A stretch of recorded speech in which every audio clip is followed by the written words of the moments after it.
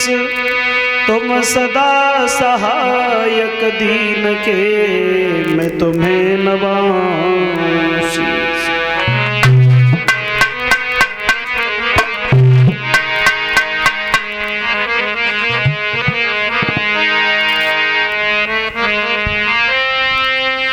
कि यहाँ कौन है हमारा, यहाँ कौन है हमारा, और मैं अपना किसे बनाऊं। कौन है हमारा,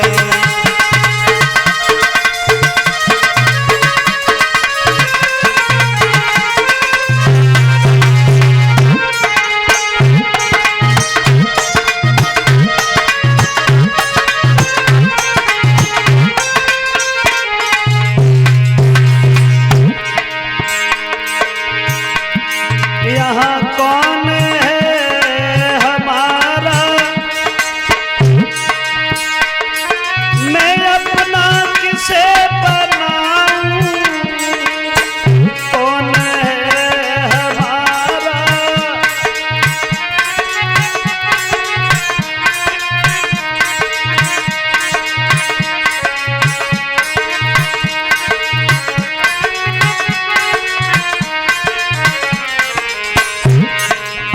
कौन सुनेगा मेरी, यहाँ कौन सुनेगा मेरी, मैं गाथा किसे सुनाऊं। कौन है हमारा,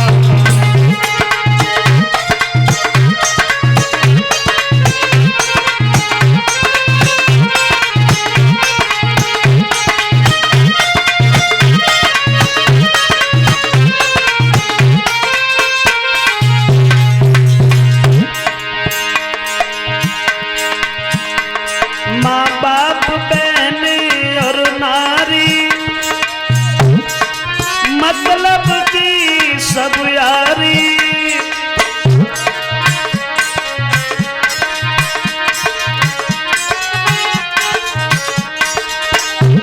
माँ बाप बहन और नारी, अरे मतलब की सब यारी, मतलब की सब यारी। बिन मतलब का प्रभु तू ही, इसलिए मैं तुम्हें बुलाऊं। कौन है हमारा,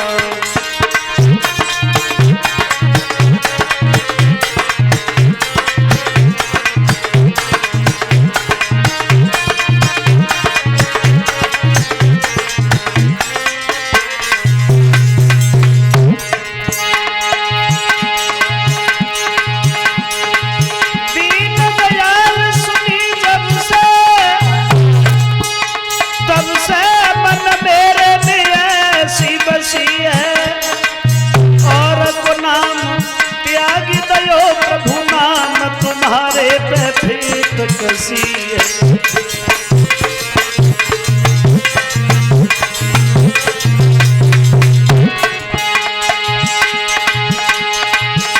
अरे तुम बिन नाथ कसा वो है, जैसे जल जाल में मीन फंसी है। ऐसी करो, ऐसी करो, ऐसी करो जब लाज रहे। प्रभु मेरी हंसी नहीं तुम्हारी हंसी है। कौन है हमारा, मैं अपना किसे बनाऊं। कौन है हमारा,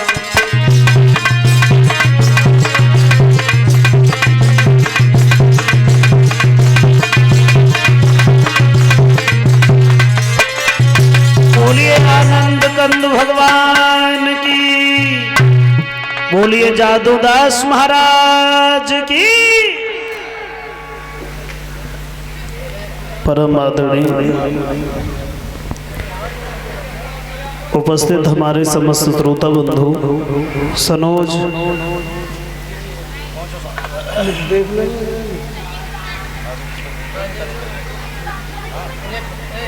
श्रीमद् भागवत कथा एक अनुष्ठान को चलते हुए आज ये द्वितीय दिवस व्यतीत होने के लिए जा रहा है।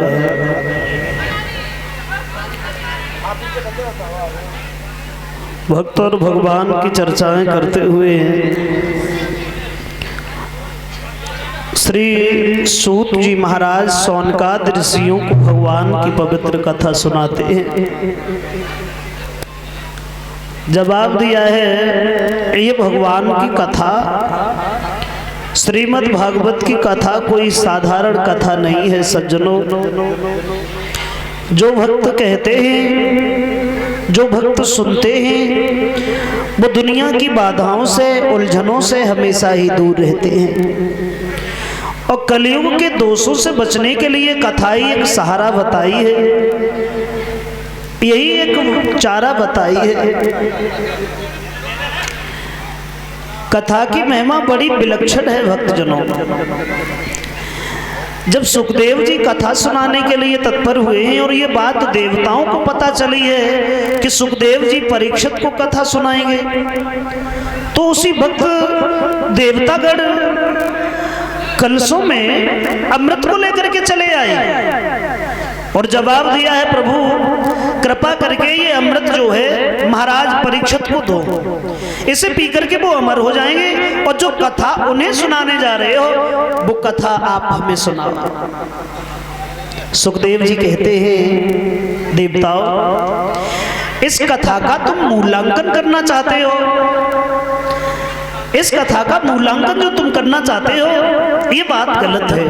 अगर तुम आए हो तो श्रद्धा से बैठो और ये कलश में जो अमृत लेके आए हो इससे परीक्षित नहीं पिएंगे, ये कलश यहीं पे रखो और बैठ करके आप भी भगवान की कथा सुनो।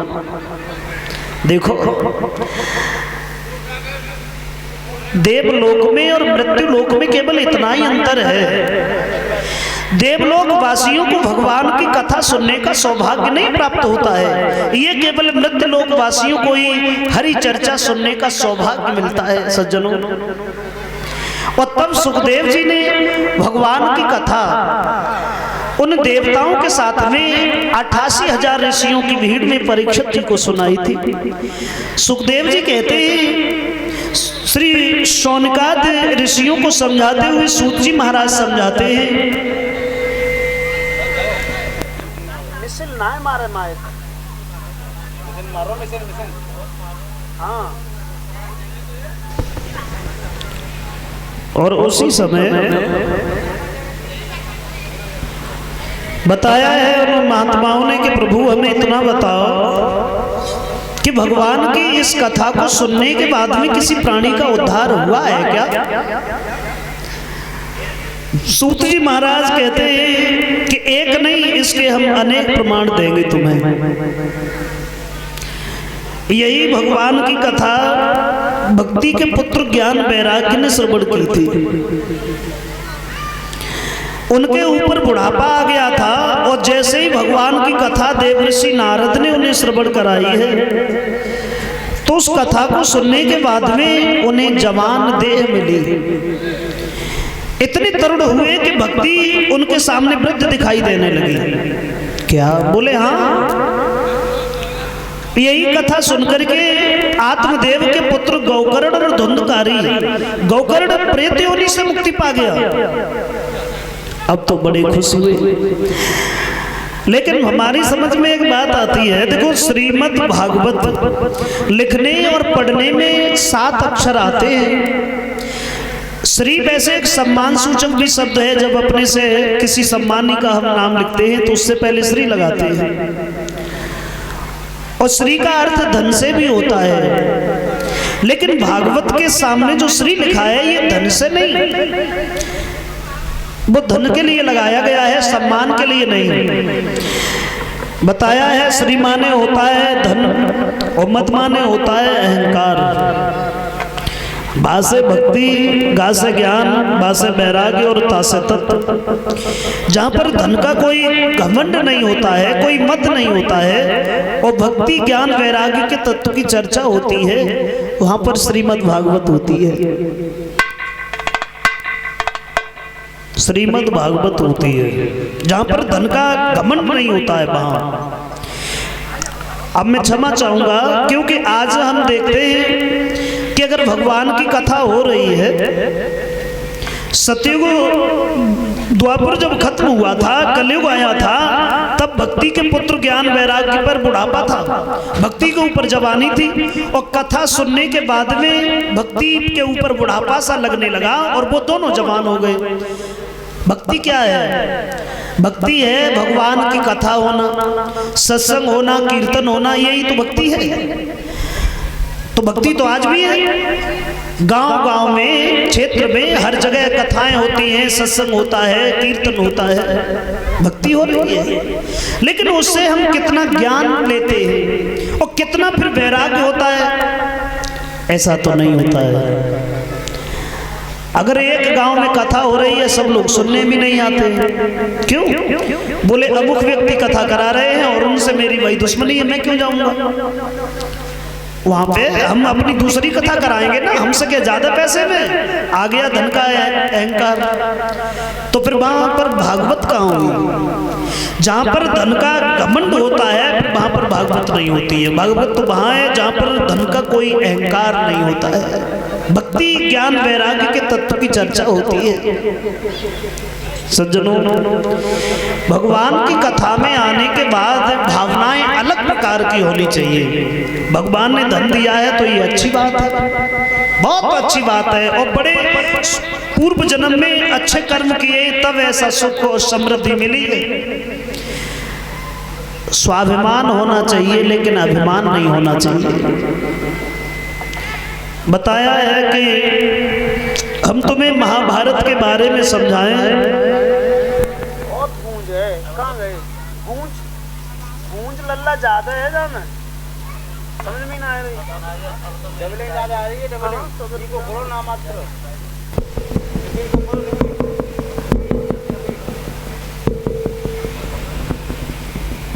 बताया है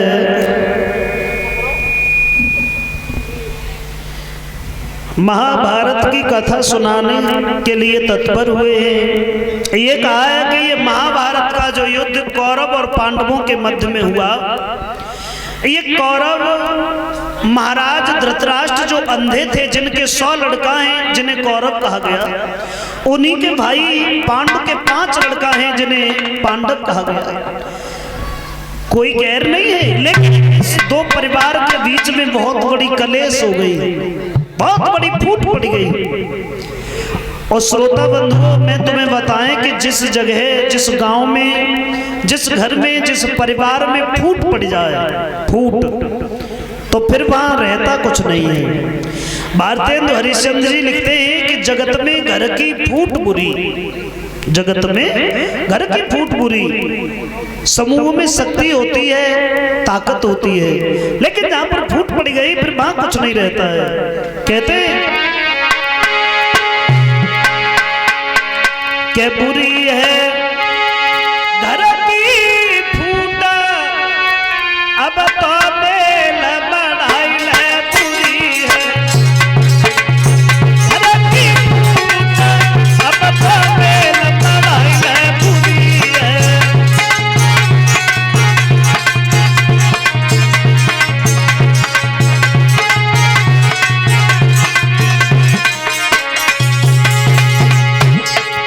कैसे फूट बुरी? अगर फूट के बीच भारत न बोता तो इंदिरा पे गोली लगाई न होती। अगर फूट दशरथ कई कई दिन होती तो रावण ने सीता चुराई न होती।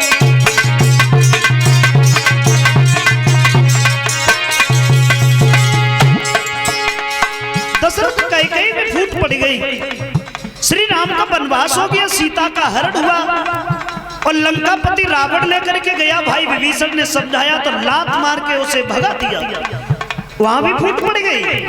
नतीजा ये हुआ लंकापति ने भाई विभीषण को लात मारे फटकारा,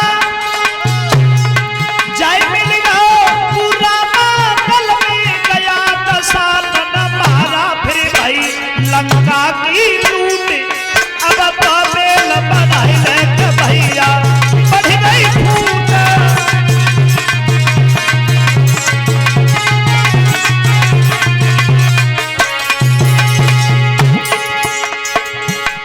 फूट से लंकापति रावण का विनाश हो गया। वैसे हम तो ये कहते हैं, एक कवि ये कहता है कि अगर कोई तुम्हारे तमाचा मारे तो उसमें गोली मार दो, ईंट का जवाब पत्थर से दो, एक विद्वान कह रहा है। लेकिन ये बात हमारी समझ में नहीं आई। समझ में इसलिए नहीं आई कि अगर बुरे के साथ में तुम भी बुरे बन गए तो फिर उसमें और तुम में कोई अंतर नहीं रहा। जब तुम ही नहीं रहे तो फिर मतलब क्या हुआ? बुरे को मत मिटाओ बल्कि उस बुराई को मिटाओ। आप सोच के देखो, आप निकल के जा रहे हो, अगर सूकर पड़ा है कीचड़ में, अगर उसने तुम्हें गंदा कर दिया तो क्या करोगे? आप भी उसे गंदा करोगे? जो भाई पहले से ही गंदा है उसे आप क्या गंदा करोगे? भलाई इसमें है कि इससे बच के जाना चाहिए। सोच के देखो। लगी हो आग पेट्रोल से बुझाई कोई बुझेगी या फिर वो गांव को जलावेगी। भिड़ियन में भेद पंचायत करेगी, पंचनवी पट जाएगी।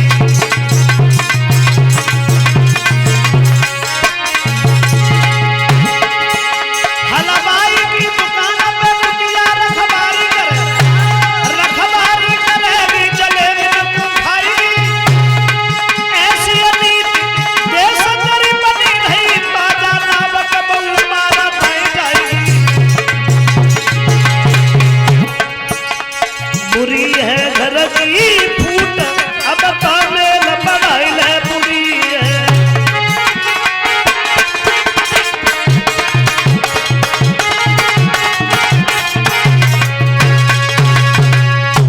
अंत में नतीजा ये हुआ,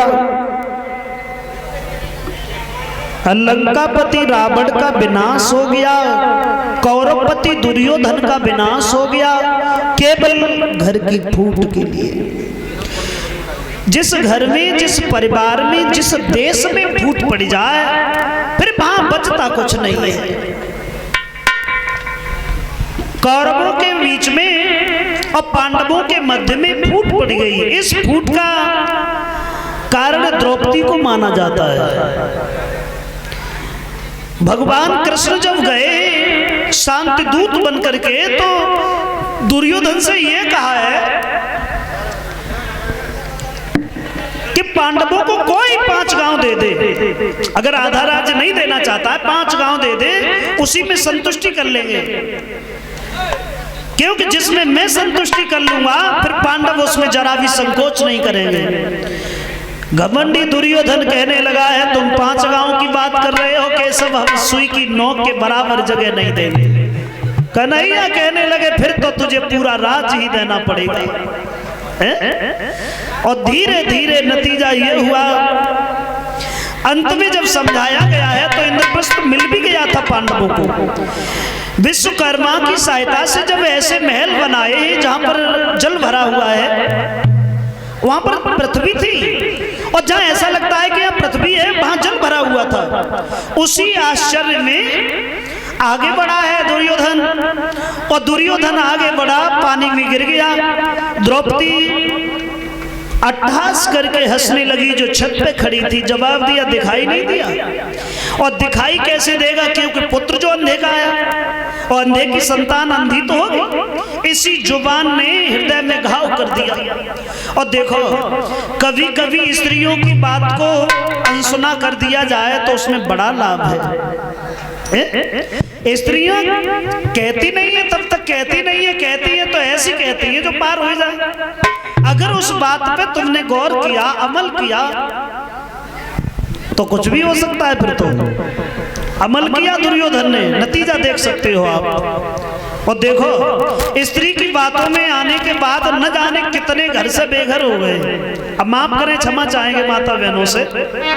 एक कवि ये कहते हैं, अरे नारी की बात न से बड़े बड़े बिगड़ गए, द्रौपदी की बात न से दुर्योधन से उजड़ गए।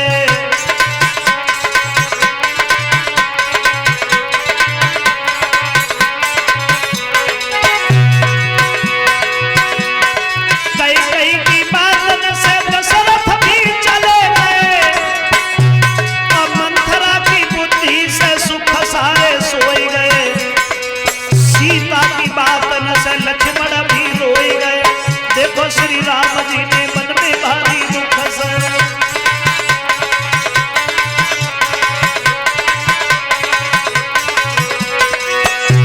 और सुनो, मेनका के आगे में विश्वामित्र हार गए, उन्हें तपस्या और भूमि में धार गए, उन्हें तपस्या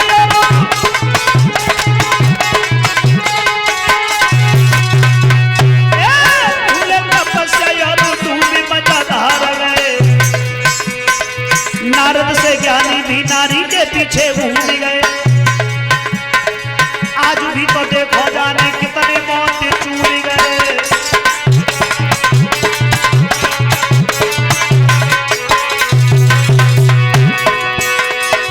बड़े बड़े बदन वाले वो भी नहीं पार गए।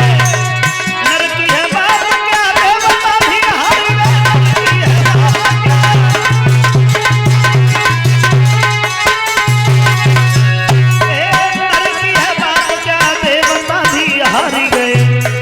स्त्री के आगे नारी तरफ निशानी है, नारी तरफ निशानी है, बड़े बड़े विद्वान कह गए, लेकिन नारी से हार गए। जी हाँ,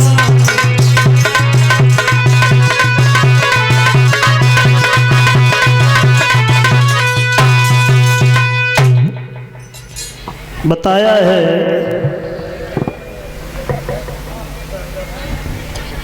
थोड़ी गूंज कम करो इसमें, बहुत गूंज आ रही, समझ में नहीं आ रही हम क्या कह रहे खुद।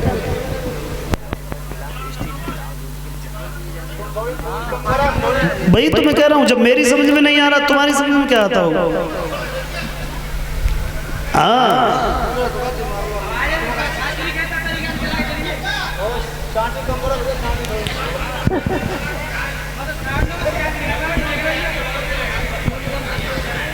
बताया है भक्तजनों, द्रौपदी ने जब ऐसे वचन सुने हैं,